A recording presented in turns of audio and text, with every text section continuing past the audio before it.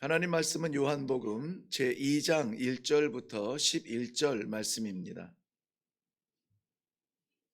요한복음 제2장 1절부터 11절 말씀입니다. 우리 한 목소리로 같이 읽도록 하겠습니다. 시작. 사흘째 되던 날 갈릴리 가나에 혼례가 있어 예수의 어머니도 거기 계시고 예수와 그 제자들도 혼례의 청함을 받았더니 포도주가 떨어진지라. 예수의 어머니가 예수에게 이르되 저들에게 포도주가 없다 하니 예수께서 이르시되 여자여 나와 무슨 상관이 있나이까? 내 때가 아직 이르지 아니하였나이다. 그의 어머니가 하인들에게 이르되 너희에게 무슨 말씀을 하시든지 그대로 하라 하니라. 거기에 유대인의 정결 예식을 따라 두세 통 드는 돌 항아리 6이 놓였는지라. 예수께서 그들에게 이르시되 항아리에 물을 채우라 하신즉 아귀까지 채우니 이제는 떠서 연회장에 갖다 주라 하심에 갖다 주었더니 연회장은 물로 된 포도주를 맛보고도 어디서 났는지 알지 못하되 물 떠온 하인들은 알더라.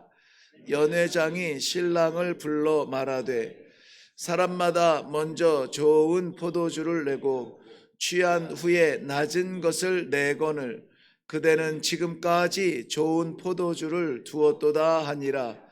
예수께서 이 첫 표적을 갈릴리 가나에서 행하여 그의 영광을 나타내심에 그 제자들이 그를 믿으니라. 아멘. 아멘. 네, 우리 먼저 기도하겠습니다. 오늘도 혼란스러운 우리의 삶을 오직 한 분 예수를 바라보며 살아갈 수 있도록 말씀의 현장에 불러주시고 이 말씀을 받게 하시니 감사합니다. 오늘 이 말씀이 성경에 기록된 역사가 아니라 오늘날 우리의 삶 가운데 나타나는 성령의 역사가 되게 하여 주시옵소서. 오늘도 그 모든 일을 이루실 우리 하나님께 영광 올려드리옵고 예수님 이름으로 기도하옵나이다. 아멘.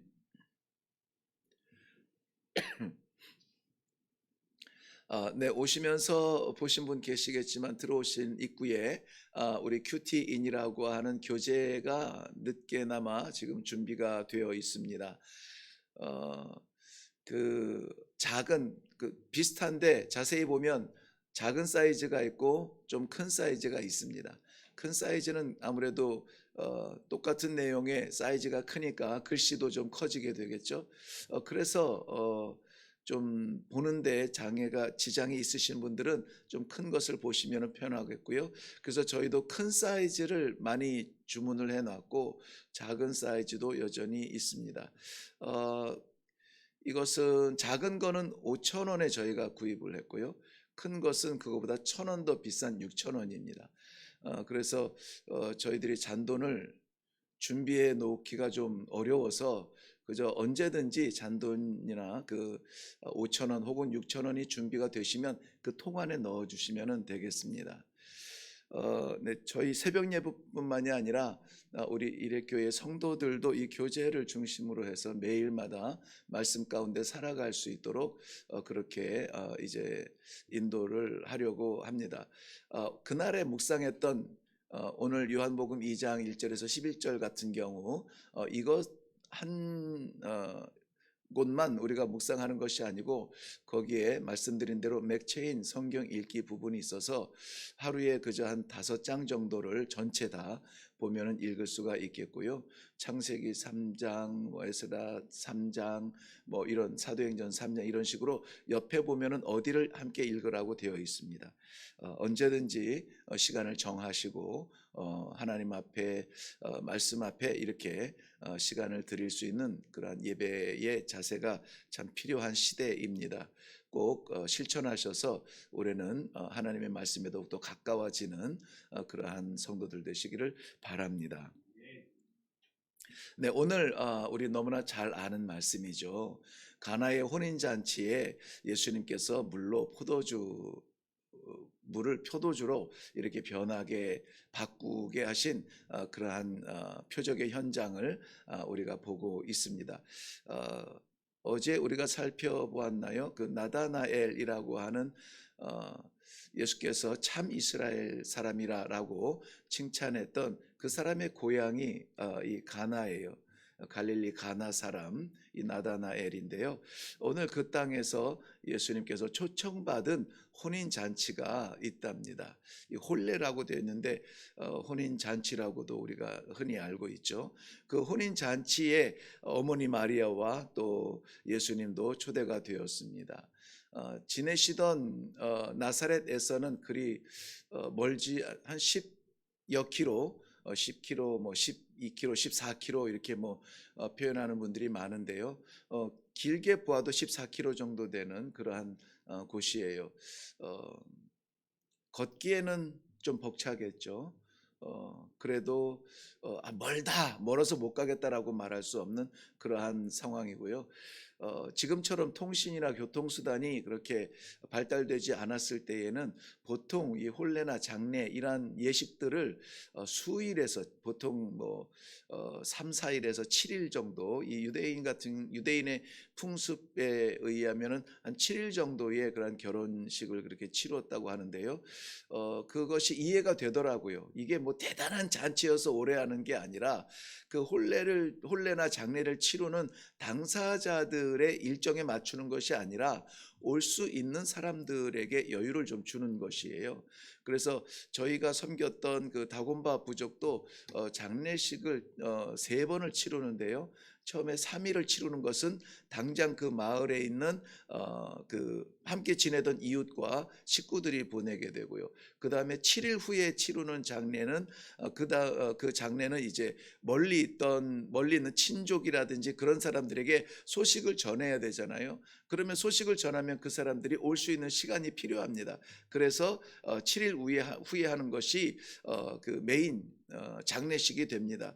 그리고 장례식의 최종 장례식, 3번째 장례식은 항상 장례식을 다 이렇게 치를 수가 없는 게 장례식을 치르면 손님들이 많이 오고 음식이 많이 필요하잖아요. 그래서 그 음식을 다 준비할 여유가 없습니다. 그래서 추수가 끝나고 좀 곡식이 좀 익고 나서 이제 건기가 시작이 됩니다. 그러면은 건기 11월 달부터 건기가 시작되면 농사를 못 짓거든요. 그러면 그때에 거의 전국이 이제 장례 시즌이 됩니다.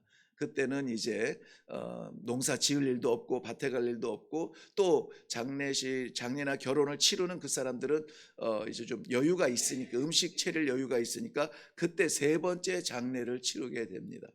유대인들이 결혼식을 수일 동안에 치르게 되는 것도 그러한 배경에 있고요. 그리고 낮에는 너무 뜨거워서 이 결혼식에 축제를 못 합니다. 낮에는 쉬었다가 밤에만 해야 되기 때문에 그러한 일정을 갖게 되는데요. 아무래도 이 결혼식 저희가 경험한 바에 의하면은 이 사람들은 이 결혼식, 장례식 때문에 살아가는 것 같은 목숨 건다라고 표현을 합니다. 이 사람들은 결혼식, 장례식에 목숨을 거는 것 같아. 왜냐하면은 빚을 져서라도 그것들을 치러내거든요. 그러면 이제 하객들이 와서 축하금도 좀 주고 뭐 이러면서 그 빚을 이제 좀 갚게 되고 하객이 와서 그 준비한 그것을 채워주지 않으면은 이제 빚잔치를 하게 되는 거예요. 파산하는 경우도 많이 있고요. 그래서 가나 같은 경우는 국가에서 제발 그렇게 빚져서 잔치하지 마라. 이것을 국가에서 권고할 만큼 그런 아주 목숨 거는 잔치를 하게 되죠. 또 장례도 하게 되고요. 오늘 이 가나에 있던 이 잔치에도 정말 얼마나 열심히 준비하고 애를 썼는지 저는 이렇게 좀 실감을 하게 되는데요. 이런 일은 뭐 비일비재합니다. 아주 뭐 이럴 수가 있어 이런 일은 아닙니다. 결혼 잔치에 정말 없어서는 안 될 그 먼 길을 달려온 사람의 목을 축이고 그 잔치의 축제에 함께 참여하기를 원하는 하객들, 축하객들의 만족을 줄 만한 것이 많지 않아요. 많지 않은 가운데 포도주는 반드시 있어야 되는 것이죠. 그런데 이 포도주가 떨어졌답니다. 잔치에서 신랑 신부도 중요하지만은 신랑 신부보다 중요한 것은 그 잔치를 즐기는 하객들의 마음이에요. 그래서 만족하면은 야, 잘 치렀어. 정말 준비 잘했어. 축하해, 축하해. 마음에서 막 우러나잖아요. 그런데 애를 써서 먼 길을 달려가서 우리나라 같은 경우에도 몇 시간을 달려가서 결혼식에 참여를 하고 축하를 하고 그리고 이제 축하금도 이렇게 좀 모처럼 가서 넉넉히 냈는데 음식이 좀 시원찮으면은 후회가 되잖아요. 안 올 걸 그랬어. 다시는 오나 봐. 다시 갈 일은 없겠죠. 그 결혼에. 아무튼 그런 마음이 들지 않겠어요? 그러니 이 결혼식을 준비하는 그 혼례를 준비하는 당사자들에게도 망신 중에 우리 한국 조선의 표현으로 개망신이고 하객들에게도 이만저만 불편하고 아쉬운 것이 아닐 수가 없습니다. 그런데 그 포도주가 변했다는 거예요. 떨어졌다는 것입니다. 그래서 오늘 이 물이 포도주로 변하였다는 것은 굉장히 중요한 그 현장의 역사도 되지만은 의미가 있습니다. 그 의미를 몇 가지 우리 살펴보면서 오늘 우리의 삶의 이 길을 한번 좀 찾아보려고 합니다. 먼저는 이것이 예수님의 공생의 첫 표적이다라고 하는 것입니다.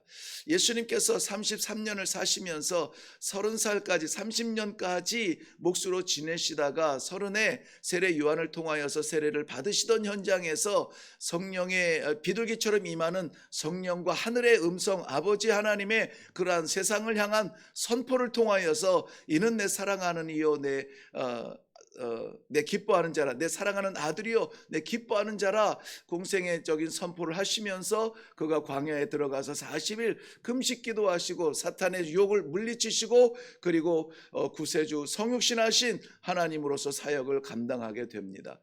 그리고 그 첫 표적, 사람으로서 자연인으로서 감당할 수 없는, 이해할 수도 없는 표적을 오늘 나타내시는데요, 그것이 물로 포도주가 되게 하신 것입니다. 한동대 초대 총장으로 보냈던 김영길 그 총장님이 나사에서 근무했던 과학자예요. 다른 건 다 믿겠는데 이 물이 포도주가 됐다는 여기에 딱 막혔어요. 이게 요한복음 2장 1장 이제 지나고 제자들을 부르시고 이런 것들은 이것들을 저 사람이 어떤 사람이 알아채고 이런 것들이야 감으로도 알 수 있는데요. 물이 포도주가 됐다는 여기에 딱 막혀서 도저히 믿을 수가 없다는 것이죠. 게다가 그분이 예수를 믿게 된 것은 미국에서 나사에서 근무할 때에 초청을 받아갔던 교회에서 믿음 생활을 시작하게 됐으니 이건 믿을 수가 없는 거예요. 물량 보존의 법칙, 그 본질이 변한다는 것은 있을 수가 없는 것이죠.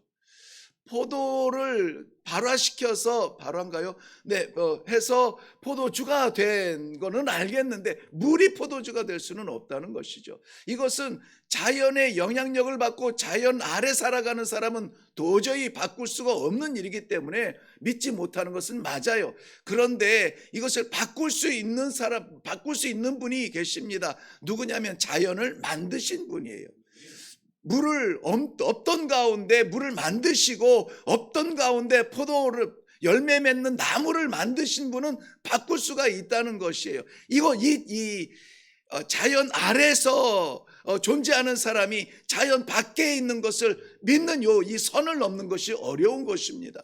그런데 이 선을 우리가 넘을 수 있나요? 우리는 못 넘습니다. 우리는 너무나 우리 자신을 잘 알잖아요. 우리의 경험과 내 생각 너머에 있는 것을 이해 못합니다. 사랑하는 사람도 30년 40년 살았다고 하면서도 뭐라고 말합니까? 난 아직도 저 사람을 모르겠어. 이해할 수가 없어. 왜 저러는지 몰라. 왜냐하면 내가 아는 것은 고작 내가 경험하고 내가 판단하고 내가 이해하는 것을 넘어가지 못하는 거예요. 그런데 하물며 자연과 자연이 이해를 못하고 사람과 사람이 이해를 못하는데 이 자연이 어떻게 창조의 세계를 이해할 수가 있습니까? 이해할 수가 없어요. 저희는 어제도 그 수요 그 성경 공부 생명의 삶을 보면서 그래서 믿음이 필요하다는 것입니다. 그래서 기독교 하나님을 믿는 사람들에게 이 믿음 없으면 아무것도 아닌 거예요. 세월도 아무것도 아닙니다. 직분도 아무것도 아닙니다. 목사가 아니라 뭐 아이들 말대로 어르신들 말대로 목사 할애비여도 믿음 없으면 아무것도 아니에요. 평생 뭐 60년 70년을 뭐 하고 지금 뭐 은퇴 그 무슨 나이라고 그러죠? 그 은퇴하는 나이를 뭐 70인데 지금 70이면은 이 전에 노인이 아니라 이제는 장년이잖아요. 그래서 조금 더 뭐 사역할 수 있다고 75세로 하자 뭐 어떻게 막 연구를 많이 한 75세까지가 아니라 90세까지 목회를 해도 믿음이 없으면은 설교는 하고 행실은 하고 뭐는 했겠지만은 아무것도 아니에요. 내가 너를 모른다 하나님께서 그러신다는데 그거는 믿음이 결국은 우리를 하나님 앞에 세우는 아주 그 유일한 증거인데요. 그것이 없으면은 아무것도 안 되는 거예요. 그러므로 여전히 우리는 이 가나에서 물이 포도주로 변했다는 이 사실이 믿어지지 않는다면은 정말 내 안에 믿음이 없는가에 대하여서 이 SOS 하나님 앞에 정말 주님 도와주옵소서 이게 믿어지질 않아요. 믿어지질 않아요. 이거 그냥 슬쩍 넘어갈 게 아니라 이번 기회에 정말 이 역사적 사실이 팩트가 믿어지고 아멘 주님 감사합니다. 나도 바꾸어 주실 줄로 믿습니다. 나를 죄인에서 의인으로 죽음에서 생명으로 이렇게 바꾸어 주신 하나님을 믿습니다. 그러면은 더 이상 그 잔치에 참여한 사람들이 그걸 마시고 나서 물맛 보지 않았잖아요. 최상급의 포도주를 예비해 놓았구나라고 칭찬했잖아요. 죄인에서 의인으로 바꾸었는데 죄인처럼 생각하고 죄인처럼 꿈꾸고 죄인처럼 소망하고 죄인처럼 살 수는 없지 않습니까? 변화되었으면 변화된 삶을 살아야죠. 우리는 못합니다. 우리는 못해. 누구만 할 수 있습니까? 우리 주님만 할 수 있어요. 예수님만 할 수 있습니다. 창조주는 하실 수가 있다는 것입니다. 그러므로 예수님께서 공생의 첫 표적이라는 말이 있고 기적이라는 말이 있죠. 표적과 기적은 차이가 있습니다. 기적은 있을 수 없는 일이 일어난 그 상태, 사태, 그것을 기적 같다, 기적이다 이렇게 말하잖아요. 근데 표적은 있을 수 없는 일이 나타나는데 뭐가 다르냐면은 목적이 있어요. 뭔가 증명하기 위해서 나타나는 것을 우리는 표적이라고 해요. 그래서 표적을 미러클이라고 사용하지 않습니다. 표적은 사인이라고 해요. 사인. 어떤 사인입니까? 뭔가를 증명해내기 위해서 표적을 나타내시는 건데요. 공생의 첫 표적으로 물이 포도주가 되게 하셨다는 것은 뭔가를 증명해내고 싶어하는 그러한 그 사인이라는 것이죠. 무엇입니까? 바로 창조하신 분, 만드신 분, 그분만 이것을 바꿀 수 있는데 요한복음 1장 1절 이후에 우리 보았죠. 태초에 말씀이 계시니라 이 말씀이 하나님과 함께 계셨으니 이 말씀은 곧 하나님이시라. 이 말씀으로 인하여지 아니하고는 지은 바 된 것이 아무것도 없다. 즉 창조의 현장에서 하나님께서 창조에 말씀하셨던 그 말씀이 무엇입니까? 언어입니까? 아니죠. 그 말씀은 예수 그리스도라고 하는 것이에요. 그러므로 예수님께서 천지를 지으셨으니 나도 지으셨습니다. 아멘이시죠. 그러므로 나는 내 것이 아니라 나는 창조하신 우리 창조주 예수 그리스도의 것입니다. 하나님 것입니다. 하나님 아버지의 것입니다. 라는 이 선포가 오늘 우리들에게 있어져야 될 줄로 믿습니다. 그렇게 되어져야 내가 갈 만한 거리까지 가는 이 물에서 머무르지 않습니다.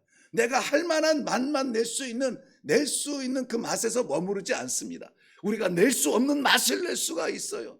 우리 안에서 우리 생성해낼 수 없는 이러한 복음을 우리는 이야기할 수가 있다는 것입니다. 우리를 지으신 하나님을 증거할 수가 있어요.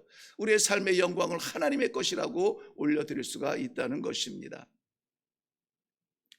네, 우리 여기 묵상을 하면서 몇 가지 성도들과 좀 나눴으면 좋겠다 하는 것을 좀 나눠보고 싶은데요. 먼저는 제가 이 본문을 읽을 때 이런 생각이 들었죠. 예수님이 그 어머니 마리아가 요청을 하죠. 잔치에 포도주가 떨어졌답니다. 예수님의 대답이 뭐였죠? 여자여 나와 무슨 상관이 있나이까? 여자여 나와 무슨 상관이 있나이까? 내 때가 아직 이르지 아니하였나이다. 어머니를 여자라고 해요. 그래서 이거 보통 이렇게 낯선 사람이 볼 때는 아니 어머니를 여자라고 한다고? 이거 조금 굉장히 건방져 보이는 그런 표현이에요. 그런데 혹시 제가 기억하기로는요, 그 영어를 쓰는 나라, 특별히 이제 그 귀족이라고 하는 그 가치를 인정하는 나라, 영국 같은 나라, 미국은 잘 모르겠습니다만은 영국 같은 나라에서는 귀족, 여인, 뭐 이런 여왕 이런 사람들을 부를 때 my lady 이렇게 불러요. my lady라고 부를 때에 그 lady는 여자야 이렇게 부르는 게 아니에요. 굉장히 그 여성성에 대한 존중의 의미고, 여기서 어머니라고 부르는 의미도 바로 그런, 그러니까 어머니 마리아를 일반화시키는 거예요. 왜요? 본인은 공생애를 살아야 되는, 이제 하나님의 사역을 감당해야 되는 공적 존재가 되었으므로 이 여인을 어머니를 일반화시키는 것이죠. 마가복음 3장 31절에서 35절 내용을 보면은 예수님께서 제자들하고 있을 때에 어머니와 형제들, 동생들이라고 했는데 형제들과 자매들이 예수님을 찾아옵니다. 찾아와서 문 밖에서 제자들에게 우리가 예수님을 만나러 왔어요 하니까 뭐 예수님에게 제자들이 와서 밖에 어머니와 자매들이 와 있습니다 할 때 예수님이 뭐라고 대답하세요? 누가 내 모친이며 내 자매, 형제요 내 자매입니까? 하나님의 뜻대로 행하는 자라야 내 모친이요 내 자매요 내 형제라고 말씀하고 있습니다. 이거 굉장히 매몰찬 거 아닌가요? 그런데 예수님께서 공적 생애를 살아가시는 그 공생애의 자리에서 이 가족조차 일반화시키고 이 세상에 우리는 다 형제 자매라고 말하잖아요. 그것 때문에 로마의 앞자리에서는 오해를 받고 그런 성적 무질서함 가운데 있다고 기독교인들이 핍박도 많이 받았지만 우리는 다 그리스도 안에서 형제 자매라고 말하잖아요. 그런 공적인 자리에서 우리가 하나님을 아버지라 섬기고 우리 모두 다가 다 동일하게 형제요 자매요. 위아래가 없으며 우리에게는 다 동일한 생명을 받은 그런 귀한 존재들이라고 하는 가치를 인정하고 있잖아요. 예수님께서 바로 그러한 현장에서의 말씀으로 이렇게 말씀하셨다고 우리가 이해를 해야만 됩니다. 또 하나는 왜 예수님께서 즉각적으로 어머니의 요청을 들어주지 아니하시고 내 때가 이르지 아니하였다라고 말했을까? 우리는 제한적 에너지를 씁니다. 그래서 뭔가 힘쓸 때에는 선택을 해야 됩니다. 그래서 그 선택을 할 때에 이것은 그냥 나중에도 되고 힘쓰지 않아도 되지만 이거는 내가 죽어라고 힘써야 되는 것이 있어요. 하지 않으면 안 되는 게 있어요. 그것을 위해서 전심을 다하는 것을 우리는 칭찬합니다. 칭찬해요. 지혜롭다고 말합니다. 예수님께서도 성육신하시어서 30년 동안 살아온 삶이 있습니다. 그리고 이것저것 감당해야 될 일들이 많지만은 예수님께서 전심전력해서 오직 완성해야 되는 그 길이 있다는 것이죠. 그 때를 바라보면서 예수님은 지금 일어서고 있는 것입니다. 이제 시작했는데 내 때가 되지 않았대요. 어떤 예수님이 신적인 기적을 베풀어낼 그때가 안 됐다 그런 말이 아니라 예수님께서 바라보시는 그때는 오직 십자가뿐이었습니다. 우리 시간이 좀 가겠지만은 우리 몇 군데만 좀 살펴볼게요. 요한복음 7장 30절 한번 슬쩍 넘어가 보겠습니다.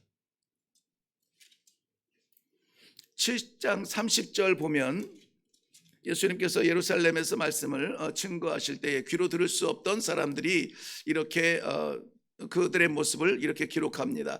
그들이 예수를 잡고자 하나 손을 대는 자가 없으니 이는 그의 때가 아직 이르지 아니하였음이라.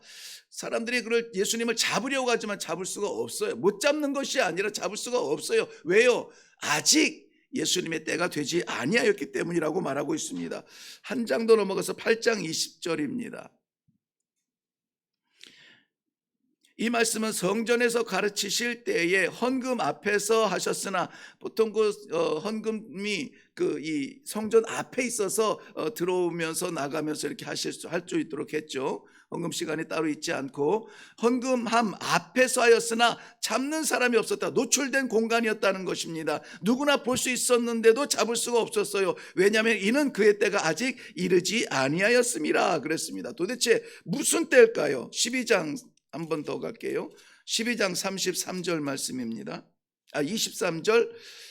예수께서 대답하여 이르시되 인자가 영광을 얻을 때가 왔도다. 얻을 때가 드디어 이 때가 온 겁니다. 그 때가 언제입니까? 우리 17장 넘어가겠습니다. 17장 1절. 17장 1절. 예수께서 이 말씀을 하시고 눈을 들어 하늘을 우러러 이르시되 아버지여 때가 이르렀사오니 때가 되었습니다. 아들을 영화롭게 하사 아들로 아버지를 영화롭게 하게 하옵소서. 아들을 영화롭게 하사 아들로 아버지를 영화롭게 하옵소서. 바로 이것은 십자가 사건을 말합니다. 예수님께서는 십자가에 죽는 것조차 영화라고 했습니다. 왜요? 그 십자가가 우리 하나님께서 계획하셨던 그 영광, 그 백성들을 구원하시는 그 현장이 되기 때문에 그렇습니다.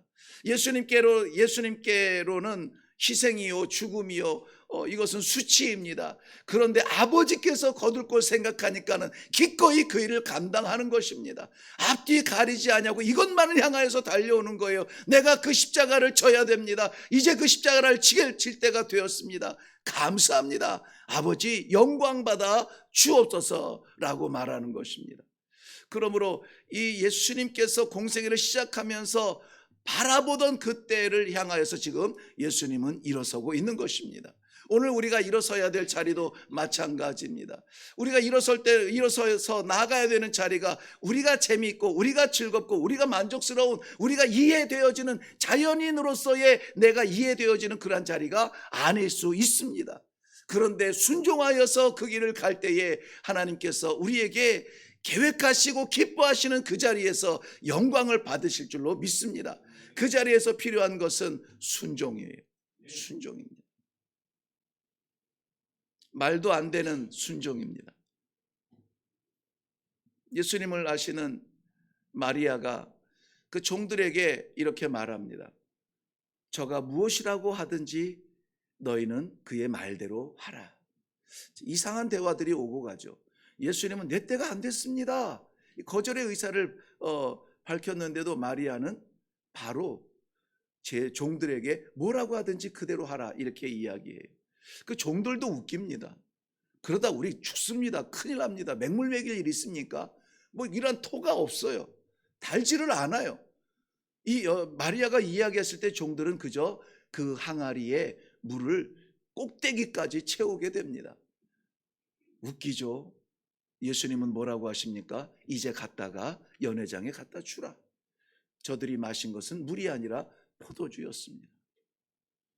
저는 누구보다도 이 마리아의 믿음도 귀하지만 이 종들의 순종이 너무나 놀라워요. 죽습니다. 죽어요. 누구 놀리냐고 장난하냐고. 그런데 말씀대로 순종하여서 그것을 들고 연회장에다 갖다 놓았더니 그것이 잔치의 기쁨이 됩니다. 말씀드린 것처럼 잔치에 포도주가 떨어졌다는 것은 끔찍한 수치요 부끄러움이요 준비하지 못한 괴로움입니다. 우리에게도 만족스러운 삶을 살아가면 좋겠지만 무엇인가 결핍이 있어요. 건강이 마르고 건강이 떨어지고 재정에 문제가 생깁니다. 어떠한 것이든지 우리들에게는 결핍이라는 것이 생겨요. 이 결핍이 축제가 되어지고 채워짐이 되기 위하여서는 우리는 아무 대꾸도 없이 이런 반구 없이 순종하는 그 순종의 모습이 필요합니다. 예수님도 아니고 마리아가 시킨 말에도 저가 하라는 대로 하라고 했을 때 순종하였는데 우리 예수님께서 말씀으로 우리들에게 인도하여 주시는 길은 그저 순종하면 사는 길입니다. 순종하면 얻는 길입니다. 순종하면 변화되는 길입니다. 변화가 체험되어지기를 원하신다면 순종으로 나아가 오늘 놀라운 세상이 줄 수 없는 하늘의 포도주를 맛보는 성도들의 삶이 되시기를 주님의 이름으로 축원합니다. 기도하겠습니다. 아무리 몸부림쳐도 새벽부터 밤늦게까지 뛰어도 우리들 가운데의 결핍이 없을 수가 없습니다. 오늘 잔치에 떨어진 포도주를 바꾸시고 채우신 우리 주님의 역사를 믿습니다. 우리의 결핍을 채워 주시옵소서. 지으신 아버지께서만 하실 수 있습니다. 예수만 하실 수 있습니다. 아버지께서 저희 모든 성도들의 결핍을 채워주사 하늘잔치가 벌어지게 하시고 하나님의 영광을 드러내게 하여 주시옵시고 믿음이 확실히 자리 잡을 수 있도록 축복하여 주시옵소서. 감사드리며 예수님의 이름으로 기도하옵나이다. 아멘. 아멘. 네, 오늘 우리 묵상집을 가지고 다시 한번 묵상하시면서 우리 나눔을 한 번 더 기억하면서 오늘 하루를 살아간다면은 어제와는 다른 삶이 될 줄로 믿습니다. 오늘 이렇게 교제로 시작하는 큐티의 삶을 하나님 축복하여 주시어서 우리의 이 말씀의 결핍, 순종의 결핍, 어떤 결핍이든지 오늘 하나님께서 채워주시는 놀라운 역사, 변화시켜주시는 놀라운 역사가 있게 하여 주시옵소서. 우리 다 같이 기도하며 내려갈 수 있기를 바랍니다. 우리 기도하겠습니다. 하나님